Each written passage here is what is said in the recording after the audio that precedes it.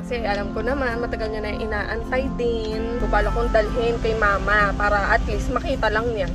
Very curious ano magiging reaction.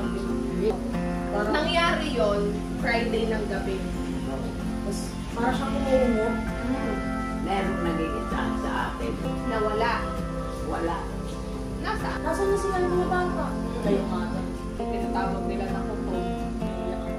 Nahanap ko daw si John John. Saan na siya ngayon? Kailan kayo huli nagkita? Pala yung sinabi nun. Ano yun? Ano yung pinupunto niya? Malakas pa rin makiramdam eh. Kahit alam, parang kulang na lang sabihin niya na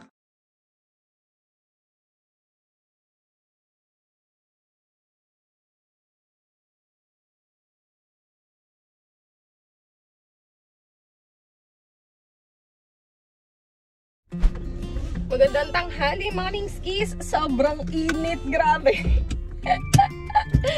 Tanghali na ako bumangon. Actually, naihatid ko si Sky kaninang umaga.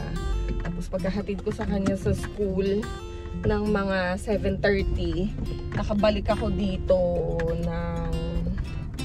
hindi. Mas maaga ko pala siya maihatid. Naihatid ko siya sa school ng 7. Nakabalik ako dito sa bahay ng 7:20. Ayan, so 7:20 na tulog ako. 7:20, bumalik ako sa kama. Pagdating sa bahay, natulog ulit ako kasi nga, 'di ba? Hindi pa ako nakakabawi ng tulog. I mean, yung mga puyat ko simula nung namatay si Kuya, hindi ko pa siya nababawi. Tapos yung tulog ko kagabi is 4 hours lang kasi meron pa kaming mga inayos ni Jeff. So alam niyo yun, nadadagdagan yung ano ko, yung kulang sa tulog. Imbis na nababawasan siya, nadadagdagan pa siya na nadadagdagan. Sabi ko, ay, sa dami talaga ng mga kailangan naming gawin. Alam mo, pahinga talaga yung ano, kalaban namin. Pagod ng katawan at saka pahinga. Yung utak namin and yung puso namin super excited and workaholic talaga, kumbaga parang gustong-gusto namin na magtrabaho at magtrabaho. Nai-enjoy namin eh, lalo na ngayon, dalawa kami, nai-enjoy namin. Pero yung katawan namin yung nagsasuffer. So, pahinga talaga. Anyway, ayan, sunduin muna natin si Skylar sa school. Iuwi natin sa bahay para makapag-lunch. And then, later sama kayo, dadalaw tayo kay Mama Toyang kasi ang tagal nyo na rin hinahanap si Mama Toyang, and since nga I've been busy, hindi rin ako nakakapunta doon. Kaya huling punta ko sa kanya is nung Sabado dahil nagdala ko ng food, pero saglit lang yun. And I was looking at her face, at the back of my mind, sabi ko parang if only she knew what happened kay Kuya John dun sa anak niya, kahit kaaway niyang mortal yun, eh mahal na mahal din naman niya yun at the same time. Hi, Sky! Hi! What's her name? Magbabay ka na.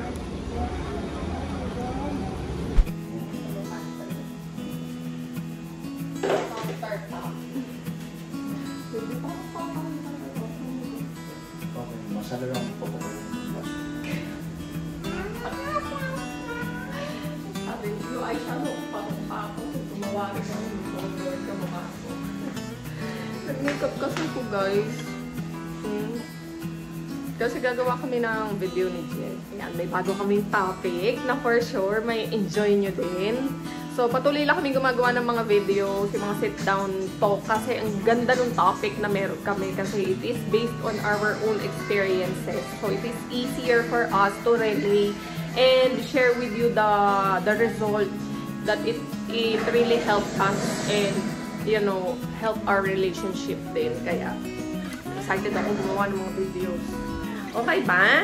Mukha naman okay siya sa video kasi na-wash out nga siya ng Natin yung giveaway kasi papunta yung giveaway.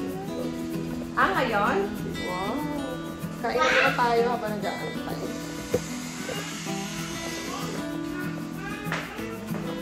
Na extra load ka na. Tatawagin niya. Ano? Sabi mo nasaan si Kuya Rai. Kasi pag magkano Ang sarap na talaga ng walang makeup sa pagmumukha. Feeling ko, bago akong panganak. Ako yung ipinanganak.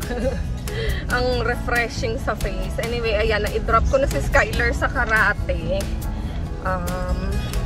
Nakapagligpit na rin ako dun sa bahay, sa kwarto. Kaya, punta na tayo kay Mama Toyang. Bumilay ko ng turon para makapagmerienda din tayo doon kasama si Mama. Sama kayo guys, kasi alam ko naman, matagal nyo na inaantay din. Diba?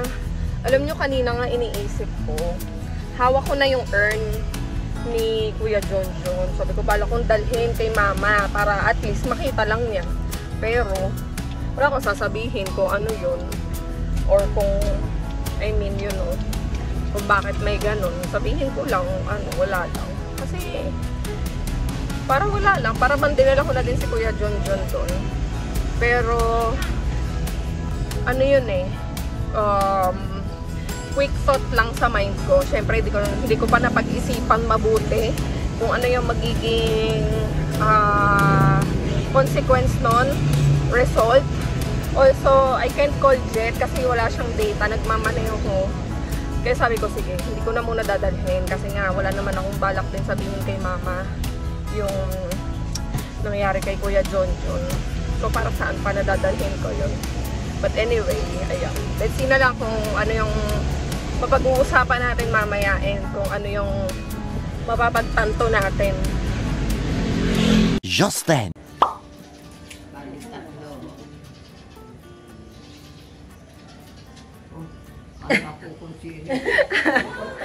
Sinong kausap mo?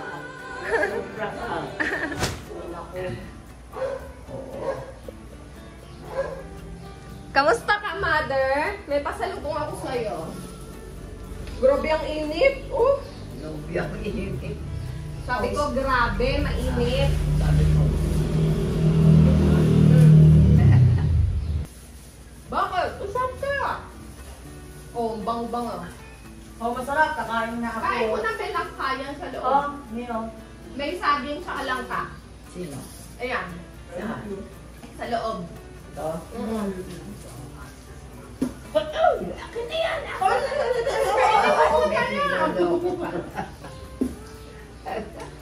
Ubusin mo muna yan. Sarap, sarap. Ni. Oh. Atong nainit pa, crunchy pa siya. Ano ka na lang? Meron ako. Haba pa ng akin. Tigisa tayo. Mahaba daw sa kanya. Tigisa tayo. Oh, ito kami naman. Hala. Nabot. Sa naman eh. May kapote ka ba? Ako, kailangan ko naman. Secure naman yung mga gamit ko sa top box. Hindi ka magkakapote? Bakala. Ang init kasi ma'am, di ko akalain na uulan. Magdadala ka ng kapote. Ayan. Aray ko.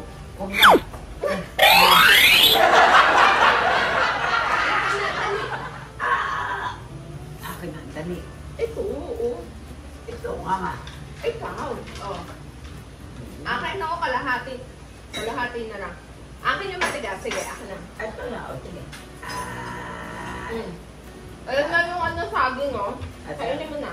Kasi, ano, ang daming mga subscriber na nagtatanong or very curious kung ano magiging reaction ni Mother Dear, kung ano daw magiging reaction. Reaction para kanino.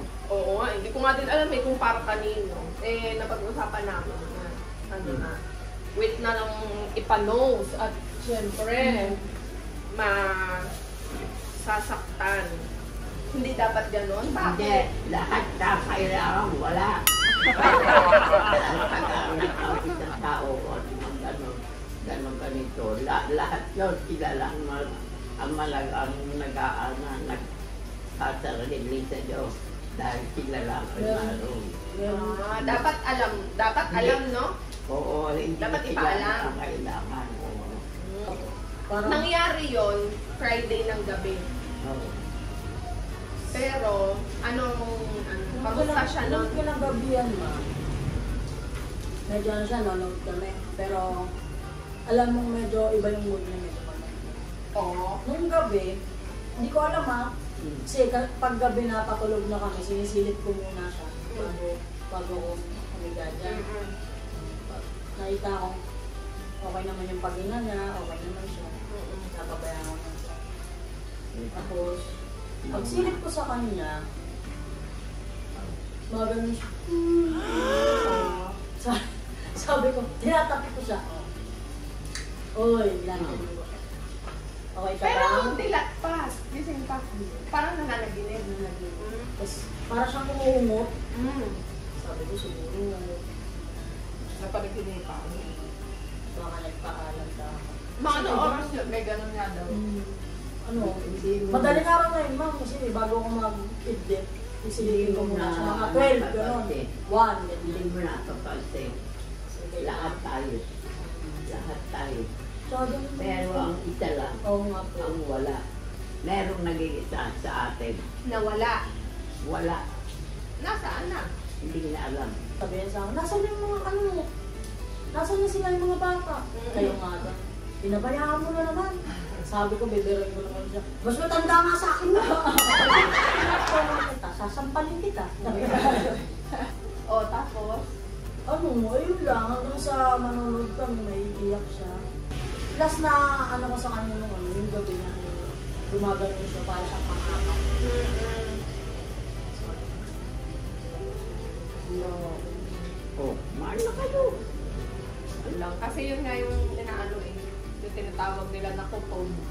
Na, Minsan, di ba, Oo, kahit nakabalik. nakalayo ang anak, parang may mali. bigla, oo, may mali, may something, gano'n mararamdaman yun. Ano? Di ba lagi siyang nag-iiyak ma'am? Diba? Kaya nakaranasanan yun. Pero nga yung Sabado, iba talaga. Pamdam mo talaga naman. Ayun, naalala ko na napakwento siya kaya naiiyak ako. Napakwento siya na parang tungkol yun sa anak, sa nanay na magkaanuhan, nagtatalo. Oo. Sabi niya, hindi man yan. Kaya si John, sabi niya, John, pasawan yun. Ganyan. Ako, hindi si John. Pero sabi niya, pero hindi mo maiintindihan yung mga sinasabi niya, pero maano yung punto. Oo, ganun kasi siya, Oo. di ba? Kung ano sinasabi Oo, niya. kung ano ang sasabihin. Pero maintindihan mo yung punto na kahit anong mangyari, huwag mo pabayaan. Pero alam mo, Siyempre, kailangan patas kayo ng emosyon eh. Pero pag alam mong sa sobra na, yung talagang baka mamaya, bibiro-biruin mo na siya. Kain na tayo. Kakarinyohin mo na ganun. Kain na lang tayo. Alam mo kasi noon, sila talagang normal na magkaaway kasi nagawa nga ng condition noon. Pero, biruin mo, may ano pala yun, may burial plan. Diba? Pinaghanda niya din. Siya lang, sa lahat sa amin. Si Kuya Boy wala, si Kuya Victor wala, ako wala. Si Kuya John lang meron. Hinahanap mo daw si John. Ako tulad ito. Ang tanda-tanda na eh. Hindi ko. Si John! Oh! Oo. Ano mo si John? Hindi anak mo. Ito! Anak natin lahat. Huwag ako, hindi ko yung anak. Di mo anak. Hindi. Tatapon na kita dyan. Ikaw ang nanay nun eh. Kahit na. Asan na yun? Andyan. Asan na siya ngayon? Ewan ko. Kami na. Nandyan. Kailan kayo huli nagkita? Kami na lang nakita ka. Marami na namin dito. Sa ate mo, minsan sa tabi ko. Minsan sa tabi ko, ano si Moning yung katabi ko? Tanga ka talaga. Sabi ko, git. Dami natin dito. Pag kumontra ka, yari ka. Ito pala yung sinabi nun. Ano yun? Ano yung pinupunto niya? Ano, sabi niya, kahit anong mangyari, nanay ka, kahit ano pang klase yung anak mo, wag na wag mong papabayaan dahil ikaw yung nanay. Sabi niya. Kumbaga sa ano, vice versa, di ba? Kahit anong magawa. Kahit anong gawin ng anak mo, nanay din. Huwag mong pababayaan. Yun yung punto na. Kasi umiiyak-iyak siya. Naramdaman niya yun, te. Ano talaga si mama eh. Malakas pa rin makiramdam eh. Kahit alam nyo na makakalimutin yung isip niya.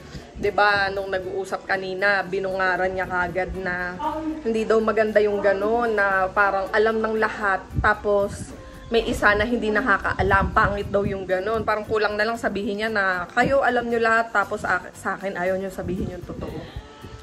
Hirap. Wala ka pa rin talagang, alam mo yun, parang wala ka pa rin talagang maitatago kahit na anong gawin mo. Meron pa rin siyang mararamdaman. Kasi ang may problema lang naman sa kanya is yung pag-iisip niya. Teka nga, parang puro hangin na to. Ayan. Kasi alam nyo guys, ang may problema lang naman talaga kami kay mama kasi is yung pag-iisip niya.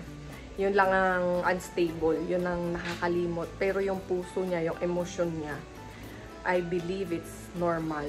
It's working as it should be. Ganyan. So, hindi lang yun makomprehend ng isip niya. Kumbaga, hindi yan mapagtugma ng isip niya. Hindi ma-justify ng isip niya kung ano yung nararamdaman niya kasi disoriented siya. So, doon pumapasok yung pagiging mainitin ng ulo at bigla-biglang magagalit kasi they are feeling something but they cannot understand and figure out kung ano yung sitwasyon, kung ano yung nasa isip talaga nila, you know, the reason. Ano nawawala? Nawawala. Ang? Ewan ko sa'yo. Nawawalan ka? Nawawalan. Nawawalan ka ng ano? Ng 50,000. Agoy!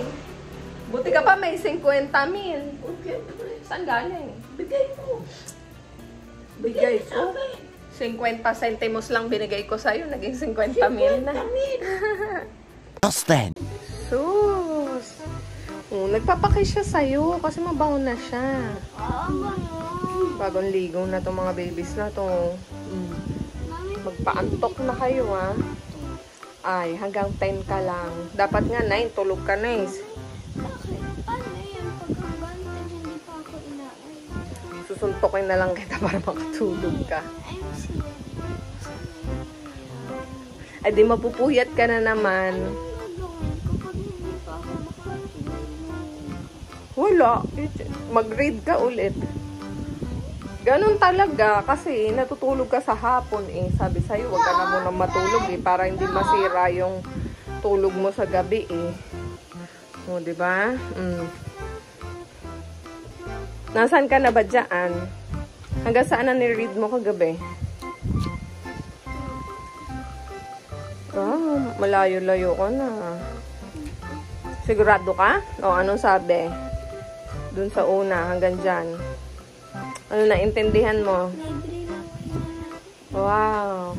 Ano naintindihan mo? Dito, sa page, medyo nakalimutan ko na kasi kahapon pa yun, madami na akong ginawa. Pero dito, mayroon daw twins. Mayroon daw twin.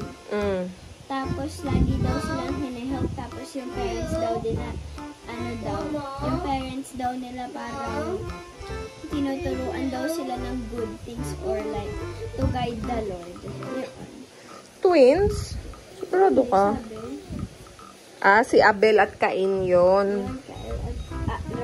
Abel at Cain. Hindi sila twins. Sibling sila, magkasunod. Mag-read ka na lang. Remember, hanggang 10 p.m. lang ang phone time mo, okay? 10, you have to sleep. Either you sleep or you read, okay? Okay? gagawin ako, mami. Aba, edi mag-aayos naman ako. Time naman ako sa sarili ko. Okay?